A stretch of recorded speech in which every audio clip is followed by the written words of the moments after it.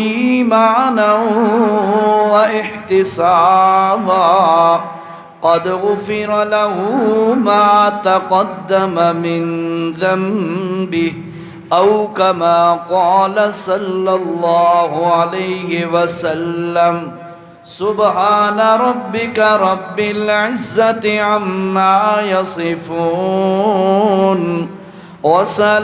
وسلام على المرسلين والحمد لله رب العالمين. درود شریف پڑھ لیجیے. اللہم صلی علی سیدنا و مولانا محمد.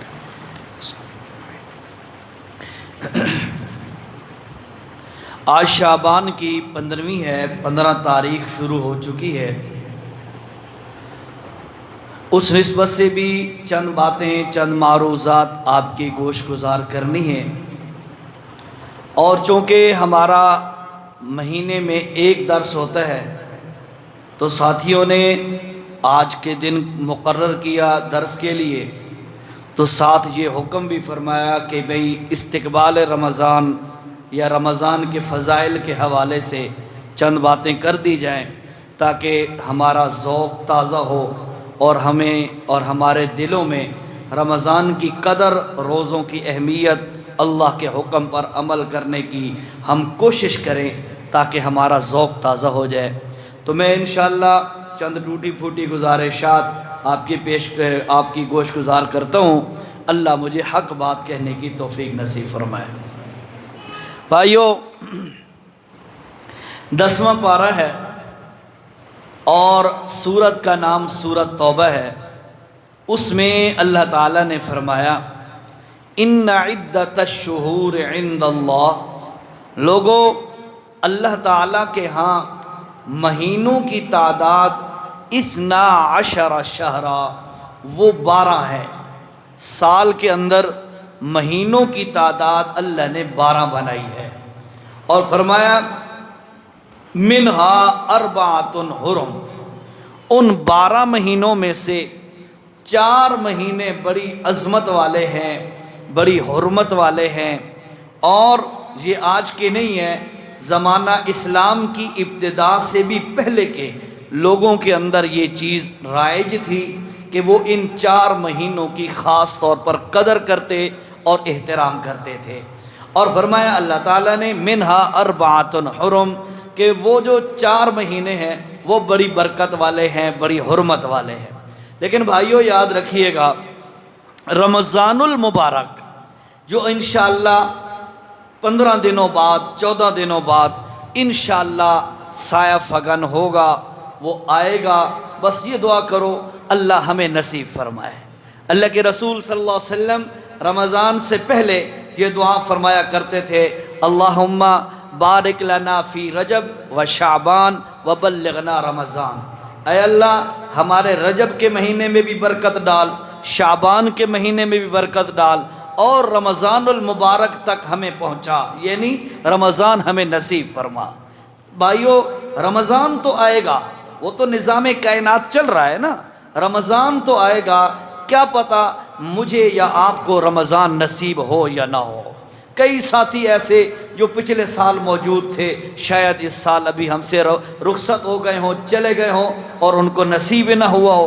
اور بعض دفعہ بھائیو یوں بھی ہوتا ہے کہ بندہ زندہ موجود ہوتا ہے لیکن رمضان المبارک کی وہ مبارک گھڑیاں، دن کا روزہ، رات کا قیام، رات کو قرآن سننا سنانا، ان چیزوں سے وہ محروم ہو جاتا ہے. یا کوئی عذر آ جاتا ہے، بیماری آ جاتی ہے، یا کوئی اور چیز ہو جاتی ہے. تو اس لیے اللہ سے دعا کرتے رہیں کہ مولا شعبان میں بھی برکت دے لیکن رمضان بھی نصیب فرما.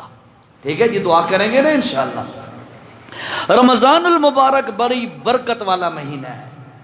جب شعبان کی آخری رات آئی، حضرت سلمان فارسی رضی اللہ تعالیٰ عنہ سے روایت منقول ہے جس کا مفہوم میں آپ کو ذکر کیے دیتا ہوں. حضرت سلمان فارسی رضی اللہ تعالیٰ عنہ فرماتے ہیں شعبان کی آخری رات اللہ کے رسول صلی اللہ علیہ وسلم نے صحابہ اکرام کو خطبہ دیا اور فرمایا لوگو بڑا اہم ترین بڑا اہم ترین مہینہ تم پر سایہ فگن ہو گیا، تم پر پہنچ رہا ہے، اور اس کے دنوں کو اللہ تعالیٰ نے روزوں کے ساتھ مزین کیا ہے، میں مفہوم سنا رہا ہوں اس حدیث کا، اور اس کی راتوں کو تلاوت کلام پاک کے ساتھ مزین فرما دیا ہے، اور وہ بڑی برکت والا مہینہ ہے، صبر والا مہینہ ہے، اور صبر کا مہینہ، صبر کا بدلہ جنت ہے۔ اور پھر فرمایا یہ وہ مہینہ ہے جس میں شیاطین کو قید کر دیا جاتا ہے، یہ وہ مہینہ ہے جس کے اندر جہنم کے دروازے بند کر دیے جاتے ہیں اور جنت کے دروازے کھول دیے جاتے ہیں، اور یہ وہ مہینہ ہے جس مہینے میں مومن کا رزق بڑھا دیا جاتا ہے، اور یہ وہ مہینہ ہے کہ جس مہینے کے اندر اگر کوئی مسلمان کسی دوسرے مسلمان کا روزہ افطار کرا دے، روزہ افطار کرا دے، تو فرمایا روزہ رکھنے والے کو جتنا اجر ملے گا افطار کرانے والے کو بھی اتنا اجر ملے گا۔ صحابہ نے پوچھا یا رسول اللہ، ہر بندے کے بس میں نہیں ہوتا کسی کو افطار کرانا، کیونکہ ان کے ذہن میں ایسا ہی تھا جیسے ہمارے ذہن میں ہوتا ہے، بھئی پکوڑے بھی ہوں، فروٹ بھی ہو، فروٹ چاٹ بھی ہو، ساتھ کھجور بھی ہو، چاول پلاؤ بھی ہو، کھانا بھی ہو، تب جا کے ہمارا روزہ افطار ہوتا ہے نا۔ ہمارے ذہن میں تو یہی ذہن بنا ہوتا ہے کہ روزہ افطار تب ہوتا ہے، تو صحابہ کے ذہن میں بھی یہی تھا کہ کسی کو پیٹ بھر کے کھانا کھلاؤ، رجا کے کھانا کھلاؤ، تب جا کے یہ جو ہے خوشخبری اور بشارت اور اس کے ہم مصداق بنے۔ صحابہ نے عرض کیا اللہ کے رسول جی ہر بندے کے بس میں نہیں ہے۔ اللہ کے نبی صلی اللہ علیہ وسلم نے فرمایا اگر دودھ کے اندر پانی ملا کر لسی، ہماری سریکی میں کچی لسی کہتے ہیں، ٹھیک ہے، دودھ کے اندر پانی ملا کر لسی کے گھونٹ سے بھی اگر کسی کا روزہ افطار کرا دے اللہ اس کو بھی یہ بدلہ عطا فرمائے گا۔ تو بڑا مبارک مہینہ ہے بھائیو، اس کی بڑی قیمت ہے۔ فرمایا جو بندہ اس رمضان کے اندر نفل عبادت کرے اللہ اس کو نفل کے بجائے فرض کا اجر عطا فرمائے گا، اور جو اس رمضان میں فرض ادا کرے گا اللہ اس کو 70 فرضوں کے برابر ثواب عطا کرے گا۔ اس لیے یہ بڑا مبارک مہینہ ہے، اس کے لیے تیار ہو جائیں، اپنے آپ کو تیار کریں۔ کیوں؟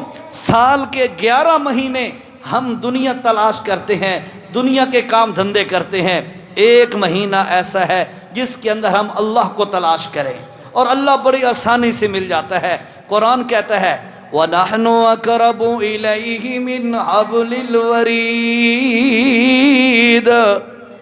او لوگو وَإِذَا سَأَلَكَ عِبَادِي، جب کسی بندے کے دل میں آئے یار میں اللہ کے قریب ہونا چاہتا ہوں، اللہ کو حاصل کرنا چاہتا ہوں، وَإِذَا سَأَلَكَ عِبَادِي، اگر میرا نبی آپ سے کوئی بندہ آ کے پوچھے اللہ کو ملنا ہے وہ کہاں ملے گا، اللہ نے فرمایا میرے پیغمبر اپنے امتیوں کو جواب دے انی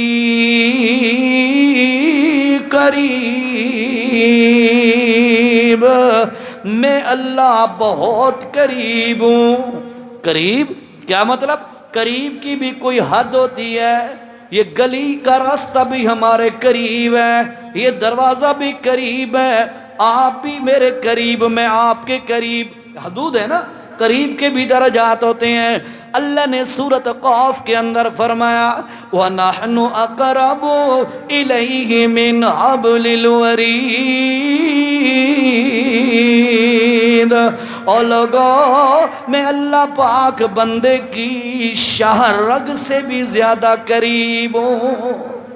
بس میرا بندہ مجھے تلاش تو کرے، میرے قریب آنا تو چاہے، میں تو بندے کے دل میں رہتا ہوں۔ اور فرمایا لوگوں انی قریب، میں بہت قریب ہوں، میرے ساتھ ربط رکھو، میرے ساتھ تعلق رکھو، میرے ساتھ بنا کے رکھو۔ کیا مطلب؟ اے میرے بندو یا عبادی الذین اسرفوا علی انفسہم لا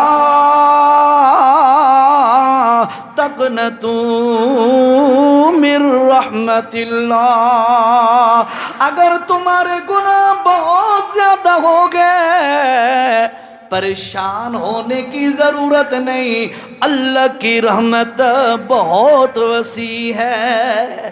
11 مہینے انسان جرم کرتا رہتا ہے، گناہ کرتا رہتا ہے، یہ جو مہینہ رمضان کا آتا ہے، اس مہینے کے اندر اللہ کی رحمت بندے کو ڈھونڈ ڈھونڈ کر، تلاش کر کر کے بندے کا بیڑا پار کر دیتی ہے۔ اللہ کے پاک پیغمبر صلی اللہ علیہ وسلم نے فرمایا، او لوگوں، اگر تمہیں رمضان المبارک کا پتہ چل جائے کہ اللہ پاک نے رمضان کی کیا اللہ نے اس کی قدر بنائی ہے، اس کے متعلق اللہ کے نبی علیہ السلام نے فرمایا، ان ابی مسعود الغفاری رضی اللہ تعالیٰ عنہ قال سمعت رسول اللہ صلی اللہ علیہ وسلم ذات یوم واحل رمضان فقال لو يعلم العباد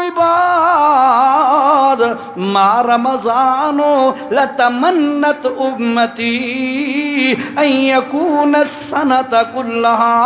رواہ البیہقی فی شعب الایمان، امام بہقی نے اس روایت کو نقل کیا ہے۔ فرمایا حضرت ابو مسعود الغفاری نقل کرتے ہیں رسول اللہ کا یہ فرمان کہ اگر میری امتی کو رمضان کے درجات اور شان کا پتہ چل جائے، لتمنت امتی، تو میرا ہر امتی یہ تمنا کرے گا کہ اللہ کرے پورا سال ہی رمضان ہو۔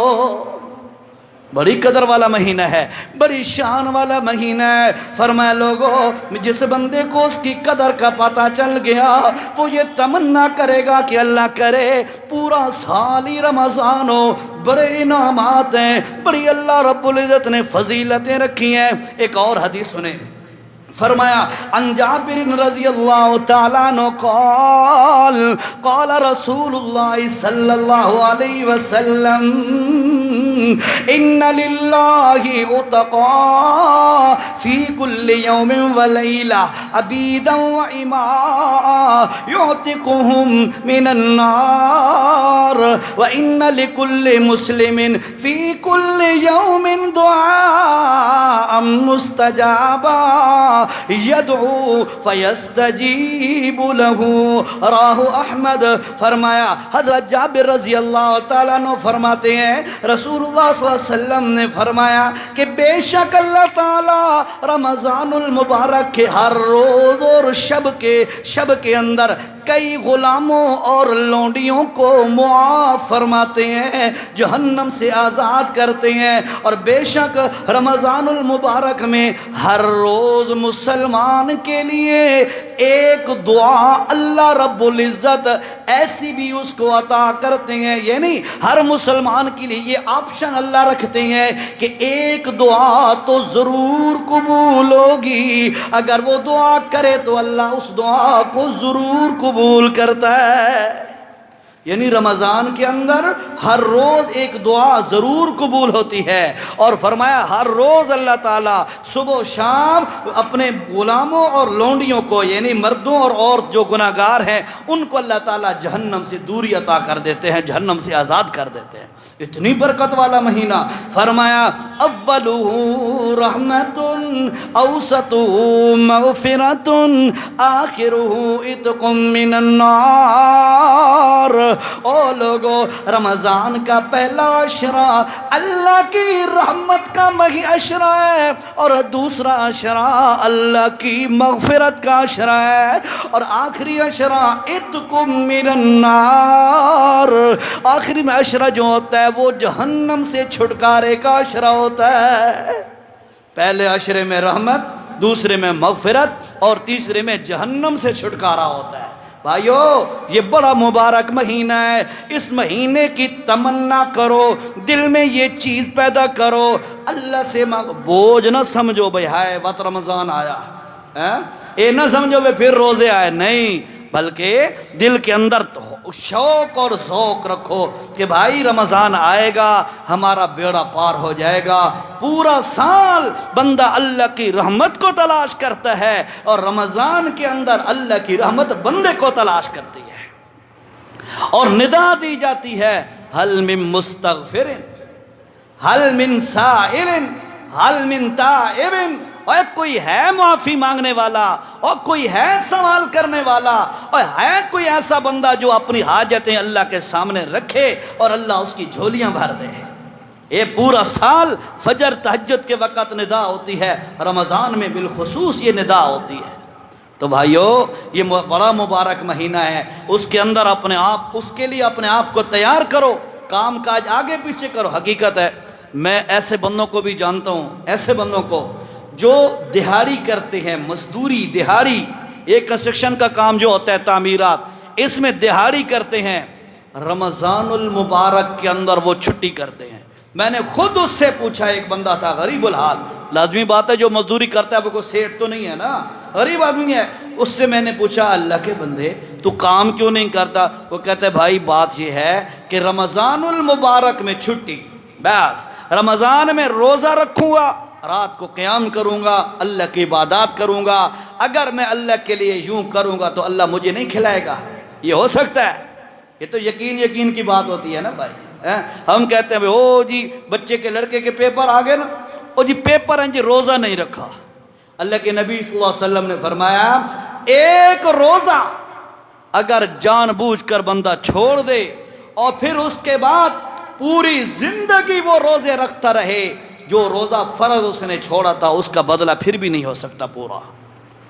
हम इसको मामूली ना समझें। अल्लाह ने क्या फरमाया, या अय्युहल्लज़ीना आमनू, ओ ईमान वालो, कुतिबा अलैकुमुस्सियाम, ओ लोगो कुतिबा अलैकुमुस्सियाम, तुम्हारे ऊपर रोज़े फ़र्ज किए गए हैं, रोज़ा लाजिम किया गया है, इसमें कोई छूट कोई नहीं है। हालांकि दूसरे मकाम पे ना सूरत बकरा की आखिरी आयत जो है उनमें क्या फरमाते हैं अल्लाह, ला युकल्लिफुल्लाहु नफ्सन इल्ला वुसअहा, ओ लोगों बंदे की ताकत से ज़्यादा अल्लाह किसी पर बोझ नहीं डालता। ठीक है, बंदे की ताकत से ज़्यादा बंदे पर अल्लाह बोझ नहीं डालता। और इधर से 15-16 घंटे का भूखा रखना, अल्लाह ये क्यों फ़र्ज किया? अल्लाह की मशीयत जवाब देती है, तुम्हारा फिज़ीक, तुम्हारा जिस्म, तुम्हारा ढांचा मैंने बनाया ही ऐसा है कि अगर तुम मेरा हुक्म पूरा करो फिर भी तुम्हारी सेहत पर कोई असर नहीं पड़ेगा।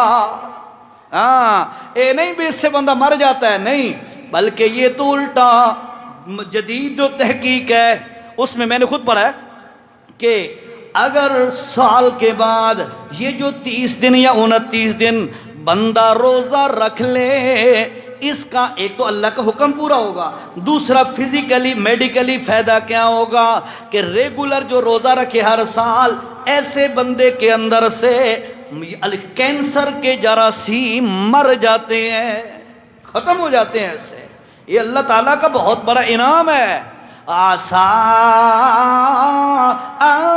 तकरहू शैआ वहुवा खैरुल लकुम वासा अन तुहिब्बू शैआ वहुवा शर्रुल लकुम। और लोगों, कोई चीज़ होती है जिसको तुम ज़रा पसंद नहीं करते, उसको कड़वा महसूस करते हो, हालांकि वहुवा खैरुल लकुम, वो चीज़ तुम्हारे लिए बहुत बेहतर होती है। और फरमाया वासान तो हिब्बू शैआ, और बात चीज़ें ऐसी होती हैं जिनको तुम पसंद कर रहे होते हो, वह शर्रुल लकुम, वो तुम्हारे लिए इंतहाई नुकसानदेह होती है। इसलिए ये अल्लाह का हुक्म है, इसको खुशी से कबूल करो। और कोई ये भी जहन में ना लाए कि जनाब ये तो हमारे ऊपर जुल्म हो गया। अल्लाह फरमाते ना ना, कमा कुतिबा अलल्लज़ीना मिन क़ब्लिकुम, जो तुमसे पहले कौमें गुजर चुकी हैं उन पर भी मैं अल्लाह ने रोज़े फ़र्ज किए थे। सिर्फ तुम्हारे साथ ये नहीं किया, तुमसे पहले कौमों के भी रोज़े थे। हमारा तो काम बड़ा आसान है, हमारे इस्लाम के इब्तिदा तक وہ طریقہ آ رہا تھا، لیکن ایک صحابی کا یا چند صحابہ کا ایک ایسا واقعہ ہوا جس کی وجہ سے اللہ تعالیٰ نے یہ حکم تبدیل کیا۔ اور پچھلی امتوں والا جو طریقہ تھا وہ کیا تھا؟ صبح روزہ رکھا، پورا دن کام دھندہ کیا، شام ہو گئی، افطاری کا وقت ہو گیا، ابھی افطاری کی اور بندے کی آنکھ لگی، آنکھ لگتے ہی اگلا روزہ شروع۔ سمجھ آئی؟ آنکھ لگتے ہی آنکھ کھلے گی جب اگلا روزہ شروع ہو جائے گا، اب کچھ کھا پی نہیں سکتا۔ ہم نبی علیہ السلام کے صحابہ میں سے چند ایک صحابہ کے ساتھ یہ معاملہ پیش آیا۔ ایک صحابی پورا دن محنت مزدوری کر کے آیا اور گرمیوں کے غالباً روزے تھے، وہ آیا اور آ کر جو ہی بیوی سے کہا افطاری تیار کرو، بیوی اس کے لیے کچھ تیار کرنے لگی، یہ بیچارہ تھکا ہوا تھا، روزہ بھی تھا، جو ہی لیٹا تو آنکھ لگ گئی، وہ بیچارے کا روزہ پھر شروع ہو گیا۔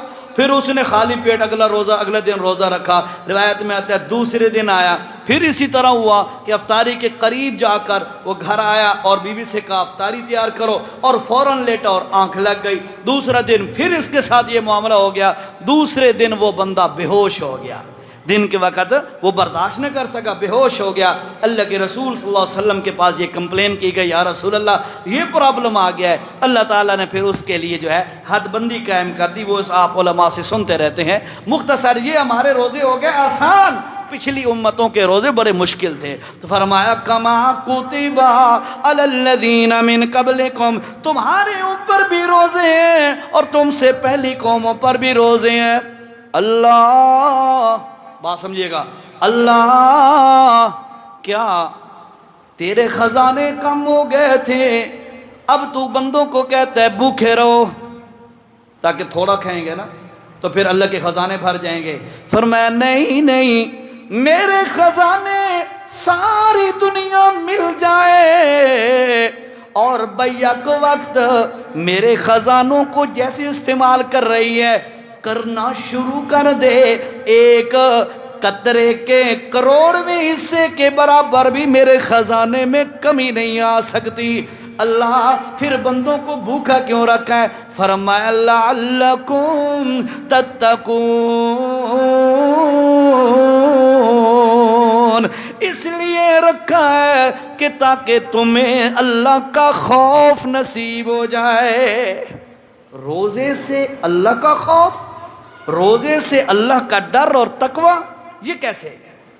فرمایا جب انسان پیٹ خالی ہوتا ہے نا، انسان کا پیٹ خالی ہوتا ہے، ایک کہاوت مشہور ہے، سمجھو ذرا بات کو، کہ پیٹ خالی تو نفس رجا ہوا، پیٹ بھرا ہوا تو نفس بھوکا۔ ذہن میں رکھیں، پیٹ خالی تو نفس رجا ہوا، پیٹ بھرا ہوا تو نفس بھوکا ہو جاتا ہے بندے کا، ٹھیک ہے، شہوت بڑھ جاتی ہے نا۔ اس لیے فرمایا کہ ہم تمہیں روزہ رکھوا کرنا تمہارے اندر قوت شہوانی کو کم کر کے تمہارے دلوں کے اندر اس طرف میلان کم کرا دیتے ہیں، اور اللہ کی طرف عبادت اور اللہ کی طرف اللہ کے حکموں کی تعمیل اس طرف تمہارا میلان بڑھا دیتے ہیں۔ جب تمہارے اندر گناہ والی طرف میلان کم ہو جاتا ہے، اللہ کی طرف میلان بڑھ جاتا ہے، تمہارے دلوں میں اللہ کا خوف آتا ہے، اللہ کی اہمیت آتی ہے، اللہ کے حکم کو ماننے کا جذبہ آتا ہے، اس سے تمہارے اندر تقوی اور ایمان بڑھتا ہے۔ ٹھیک ہے جی، یہ ہماری پریکٹس ہے، اور بتایا گیا کہ بھائی اپنے آپ کو روزہ رکھ کر اللہ کے حکموں کا پابند بناؤ۔ ایک دوسرا فائدہ یہ ہے کہ جب بندہ بیمار ہو نا، بیمار، یاد رکھیے گا، مجھے یاد ہے ایک دفعہ نا، مجھے پرانی بات ہے، بہت پرانی بات ہے، ٹائیفائڈ بخار ہوا اور بڑا شدید قسم کا، تو میں 15-20 دن بیڈ پہ رہا، اس کے بعد کچھ ریکور ہوا۔ مجھے یاد ہے میں موٹر سائیکل پہ جا رہا تھا، بڑے دنوں بعد، 15-20 دنوں بعد موٹر سائیکل پہ جا رہا تھا، اور لوگ بڑی سپیڈ سے موٹر سائیکل چلا رہے تھے، اور میں چونکہ ویکنس زیادہ تھی، میں آہستہ آہستہ چلا رہا تھا، تو میرے ذہن میں تھا یار کتنے بے وقوف ہیں یار، یہ سپیڈ سے موٹر سائیکل چلا رہے ہیں۔ کیوں؟ اس لیے کہ میں جو ہے اتنا کمزور ہو چکا تھا کہ میں سمجھتا تھا یار یہ سارے پاگل ہیں، مجھے ان کو آرام سے چلنا چاہیے، کیوں؟ اس لیے کہ جب بندے کے اندر کوئی کمزوری آتی ہے نا تو پھر جا کر بندے کو احساس ہوتا ہے کہ یار جس طرح میں ہوں اس طرح لوگ بھی ہوں گے۔ اگر مثال کے طور پر 15-16 گھنٹے ایک بندہ بھوکا رہے گا، شام کے وقت جب وہ جو ہے بیٹھا ہوگا عصر کے بعد، اس وقت اس کے ذہن میں یہ آئے گا یار میں تو صبح سے لے کر ابھی تک گھر میں سب کچھ ہونے کے باوجود مجبوراً اللہ کا حکم مانتے ہوئے میں بھوکا ہوں، تو چلو اس وقت میری یہ کیفیت ہے۔ اور جن بیچاروں کے پاس کھانے پینے کا کچھ نہیں ہے، جو اکثر اسی طرح فاقوں پہ وقت گزارتے ہیں، اور جن کے گھروں میں کچھ نہیں ہوتا، ان کی حالت کیا ہوگی؟ اس سے غریب کا احساس پیدا ہوتا ہے، تب جا کر بھی بندے کے دل میں اللہ کا خوف پیدا ہوتا ہے، بندے کے دل میں تقوی آتا ہے، اور بندہ غریبوں کا خیال رکھتا ہے۔ اور بھی بہت سارے فوائد ہیں۔ حالا رمضان ہے، اس کی قدر کیجئے، اس کا احترام کیجئے۔ اب جو ہے چند معروضات میری سنیے گا 15 شعبان کے متعلق۔ 15 شعبان آج کی رات ہے، اور اس کے متعلق چند چیزیں ہمارے ہاں بڑی مشہور ہیں، اور میں اپنی طرف سے نہیں، میں علماء کی چیزیں کاپی کر کے لایا ہوں، آپ کو صرف سنا دیتا ہوں، لیکن اس سے پہلے میں اپنا نظریہ آپ کو سنا دوں۔ بھائیو یاد رکھو، یہ جو مشہور ہے کہ 15 شعبان کی رات، اس رات کے اندر جو ہے پورے سال کے چیزیں جو ہے فرشتوں کے حوالے کی جاتی ہیں کہ کس کو موت دینی ہے، کس کو بچہ دینا ہے، کس کو کیا دینی ہے، کس کا رزق فلاں فلاں رزق بڑھتے ہیں، لکھتے ہیں، وغیرہ وغیرہ۔ یہ ساری چیزیں مشہور ہیں۔ ایک اور بھی بہت ساری چیزیں ہمارے مشہور ہیں، اس کے متعلق توجہ کیجئے گا۔ میں آپ کو پڑھ کے حوالہ جات کے ساتھ سناتا ہوں، تاکہ آپ یہ نہ کہیں کہ عزیر شاہ اپنی بات کہے کہ میری کوئی اوقات نہیں ہے، میں تو علماء جو متقدمین ہیں ہم ان کی بات کو نقل کر رہے ہیں۔ جی توجہ، 15 شعبان کی رات میں کسی بھی قسم کی نفل نماز کی فضیلت والی احادیث صحیح نہیں ہے۔ یہ میری بات نہیں ہے، یہ کون فرما رہے ہیں؟ موضوعات میں ملا علی قاری رحمت اللہ تعالی علیہ نے لکھا ہے صفحہ نمبر 165 پر، اس رات کے اندر کوئی مخصوص عبادت یا اس رات اس شام کو کوئی اچھے کھانے پکانا اس نیت سے بھئی اچھے کھانے پکاؤ تو رزق بڑھ جاتا ہے، یا اس رات میں روحیں واپس آتی ہیں، یا اس رات اگلے دن کا روزہ رکھنا وغیرہ وغیرہ، ان سب کے بارے میں آپ کو سنا رہا ہوں۔ یہ میری باتیں نہیں ہے، ریکارڈنگ اور یہ دوبارہ آپ سن سکتے ہیں۔ ملا علی قاری رحمہ اللہ نے صفحہ نمبر 165 موضوعات کے اندر یہ بات لکھی ہے کہ نفل نماز کی فضیلت والی احادیث صحیح نہیں ہے۔ اگلی بات، 15 شعبان کی رات میں کسی بھی قسم کی نفل نماز کی روایت موضوع من گھڑت ہیں۔ 15 شعبان کی رات میں کسی بھی قسم کی نفل نماز کی روایات موضوع اور من گھڑت ہیں۔ یہ کون لکھتا ہے؟ ابن جوزی رحمہ اللہ نے جلد نمبر 2 صفحہ نمبر 127، اور ان کی کتاب ہے موضوعات، اس میں یہ بات لکھی گئی ہے کہ اس کے متعلق جو روایات ہے یہ موضوع اور من گھڑت ہے۔ یہ میں اپنی بات، یہ متقدمین ہیں، سلف صالحین ہیں، مشائخ جو ہمارے بزرگان دین گزر چکے ہیں، ان کی تحقیقات آپ کے سامنے عرض کر رہا ہوں، حوالہ ساتھ دے رہا ہوں۔ آگے جی، 15 شعبان کی رات روحیں گھر آتی ہیں اور دیکھتی ہیں کہ کس نے ہمارے لیے کچھ پکایا ہے یا نہیں، یہ غلط ہے۔ اغلاط العوام صفحہ نمبر 157، اغلاط العوام کے اندر یہ بات لکھی گئی ہے جی کہ روحیں گھر آتی ہیں اور وہ دیکھتی ہیں کہ ہمارے لیے کسی، روحیں نہیں دیکھتی، اے مولوی صاحب دیکھ رہا ہوتا ہے جو یہ روایتیں سنا کے لوگوں کے گھر سے اچھے کھانے پکوا کر اپنے بیوی بچوں کو کھلاتا ہے۔ اے مولوی صاحب دی نظر ہوندی ہے، دور اندیش ہوتا ہے وہ مولوی، ہاں یہ مولوی دیکھتا ہے، روحیں نہیں آتی۔ روحوں کے لیے تو اللہ نے بتا دیا کہ وَمِن وَرَائِهِمْ بَرْزَخٌ إِلَى يَوْمِ يُبْعَثُونَ، اور لوگوں جو روحیں یہاں جسم سے نکل گئیں ان کے پیچھے اللہ نے ایک پردہ اور رکاوٹ بنا دی ہے، إِلَى يَوْمِ يُبْعَثُونَ، وہ رکاوٹ قیامت تک قائم رہے گی، وہ قیامت تک واپس نہیں آ سکتی، بالکل نہیں آ سکتی۔ ہاں کہ جب قیامت آئے گی وَإِذَا النُّفُوسُ زُوِّجَتْ، پھر وہ روحوں کو ان جسموں کے اندر لوٹا کر ان جسموں کو دوبارہ اٹھایا جائے گا، زندہ کیا جائے گا۔ اس سے پہلے یہ روحیں وہاں واپس آنا اور پھر ہمارے گھروں میں چکر لگانا، اور پھر چکر ہی نہیں، ہماری دیگچیاں سنبھالنا، پتیلے اور ہمارے پریشر کوکر سنبھالنا، کڑھائیاں سنبھالنا، خدا کا نام والا۔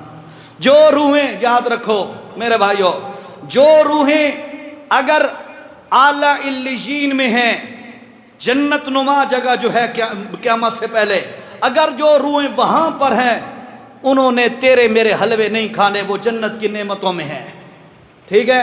اور جو روحیں سجین میں ہیں، جو روحیں سجین میں ہیں، میاں والی کی جیل سے، توجہ کرو میری بات کی طرف، میاں والی کی جیل سے، پنجاب کی جیل سے، پاکستان کی جیل سے، دنیا کی جیل سے قیدی نہیں بھاگ سکتا، نعوذ باللہ۔ اللہ کی جیل اتنی کمزور ہے سجین والی، ادھر سے مردہ بھاگ کے آ کے ہماری ہانڈیاں سنبھالنے لگ جاتا ہے۔ ایسی کم عقلی، ایسی باتیں، وہ صرف مولوی کے پیٹ کا چکر ہوتا ہے، یاد رکھو۔ تو یہ بات بالکل من گھڑت ہے۔ یہ اغلاط العوام میں یہ بات لکھی ہوئی ہے 157 نمبر صفحے پر۔ آگے بات سمجھیے گا جی، 15 شعبان کو آتش بازی کرنا رسم اور گناہ ہے، حلوہ پکانا بھی رسم ہے۔ یہ میری نہیں، اصلاح الرسوم اور صفحہ نمبر ہے جی 156، یاد رکھیے گا۔ اس پہ آپ علماء سے پوچھئے گا کہ یہاں پر یہ جو ویسے بھی یہ آتش بازی، شرلیاں، پٹاخے اور یہ جو ہوتا ہے جو آتش بازی وغیرہ، یہ تو شیطانی عمل ہے، اس کا شریعت سے کیا تعلق ہے؟ کسی موڑ پر اللہ کے نبی صلی اللہ علیہ وسلم نے یا صحابہ کرام نے یا ہمارے علماء متقدمین نے اس بات کو پروان چڑھایا بھائی شرلیاں پٹاخے بجاؤ جی؟ یہ بالکل شیطانی عمل ہے، اس کا حصہ بننا جرم ہے۔ بعض بندے پتہ کیا کہتے ہیں، توجہ کرو ذرا، بعض بندے پتہ او جی کیا کریں جی، بچے مجبور کرتے ہیں۔ واہ بھائی واہ، یہ کوئی جواب ہے کہ بچے مجبور کرتے ہیں؟ بچے مجبور کریں، ابا جی کپڑے اتار کے بازار میں پھرو، آپ کپڑے اتار کے بازار میں پھرنا شروع کر دو، کیا جی بچے مجبور کرتے ہیں؟ یہ بھی کوئی لاجک ہے؟ یہ بھی کوئی دلیل ہے؟ بچے تو بہت کچھ کہتے ہیں، لیکن بندہ کیا، بچہ کہہ دے کہ میں نے ابا جی یہ گرم دیگچی جو پڑی ہے، کڑھائی پڑی ہے، جو برتن پڑا ہے، یہ چولہا یا ہیٹر پڑا ہے، میں نے اس کو پکڑنا ہے۔ بچہ جو کہتا ہو تو جانے دو، جلنے دو۔ ادھر تب کہتے ہیں نہیں کیوں جی، بچہ جل جائے گا۔ اے ادھر بچہ اس آگ میں جلے گا جس بات پر تم اس کو چیزیں پرووائڈ کر رہے ہو، اس کے بدلے جہنم کی آگ میں جلے گا۔ صرف مسئلہ یہ ہے کہ ہمارا رسول اللہ کی بات پر اعتماد کوئی نہیں ہے، ہمارا شریعت پر اعتماد کوئی نہیں ہے، ہم اپنی مرض بچے مجبور کرتے ہیں۔ یہ لاجک کبھی نہ دینا، اللہ پاک ہم سے گریبان سے پکڑ کے پوچھے گا، بتا میرا بندہ تیرے بچے تجھے مجبور کرتے تھے، میرے محمد کی مجبوری نہیں تھی، میرے محمد کی بات کی اتنی قدر ہی کوئی نہیں تھی کہ تو نے بچے کو اہمیت دی، میرے نبی کی سنت کو ترک کر دیا۔ اس لیے یہ باتیں غلط ہیں، ان باتوں سے اپنے آپ کو بچاؤ۔ ہم مسلمان ہیں، ہمارا زندگی کا اپنا ایک گزارنے کا انداز ہے، کافروں کی زندگی گزارنے کا اپنا ایک انداز ہے، اس لیے اپنے کلچر، اسلامک کلچر، اس کو کبھی نہ چھوڑو، ٹھیک ہے جی؟ باتیں کڑوی تو نہیں ہو رہی ہے جی؟ محسوس تو نہیں فرما رہے آپ؟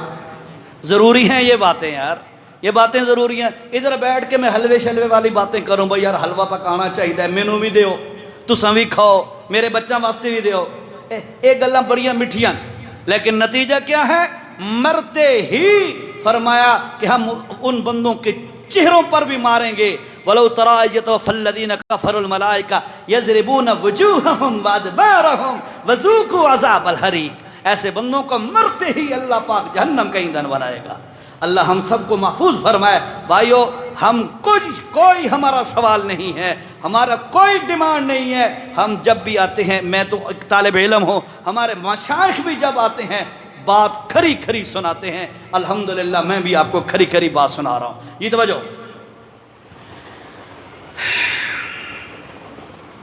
اللہ کی بارگاہ میں اعمال صرف 15 شعبان کو یا کسی خاص رات میں پیش نہیں ہوتے، بلکہ ہر روز پیش ہوتے ہیں۔ یاد رکھو، حضور اکرم صلی اللہ، یہ بات جو ہمارے ہاں مشہور ہے کہ اس رات میں اللہ کے ہاں اعمال پیش ہوتے ہیں۔ میں آپ کو ایک حدیث کا حوالہ دیتا ہوں۔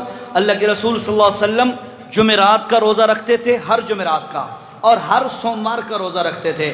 رسول اللہ صلی اللہ علیہ وسلم سے پوچھا گیا، یا رسول اللہ آپ سوموار کا روزہ کیوں رکھتے ہیں، ہر سوموار کا، اور آپ ہر جمعرات کا روزہ کیوں رکھتے ہیں؟ آپ صلی اللہ علیہ وسلم نے فرمایا کہ سوموار کا روزہ میں اس لیے رکھتا ہوں کہ یوم ولدت و یوم ابعث، اسی دن مجھے پیدا کیا گیا، یعنی میں پیدا اسی دن ہوا، اور اسی دن اللہ نے مجھے نبوت والی نعمت سے سرفراز فرمایا۔ میں شکرانے کے طور پر میں ہر سوموار کا روزہ رکھتا رکھتا ہوں۔ یا رسول اللہ آپ ہر جمعرات کا روزہ کیوں رکھتے ہیں؟ نبی علیہ السلام نے فرمایا اس لیے رکھتا ہوں کہ جمعرات والے دن ہر جمعرات کو بندوں کے اعمال اللہ کی عدالت میں پیش ہوتے ہیں۔ جب میرا عمل پیش ہو تو اس وقت میرے اعمال نامے میں لکھا ہو آج محمد الرسول اللہ روزے کے ساتھ ہے، میں اس لیے روزہ رکھتا ہوں۔ لہذا اعمال اللہ کی عدالت میں ہر جمعرات کو پیش ہوتے ہیں، اس کو 15 شعبان کے ساتھ خاص کر دینا یہ صحیح نہیں ہے جی۔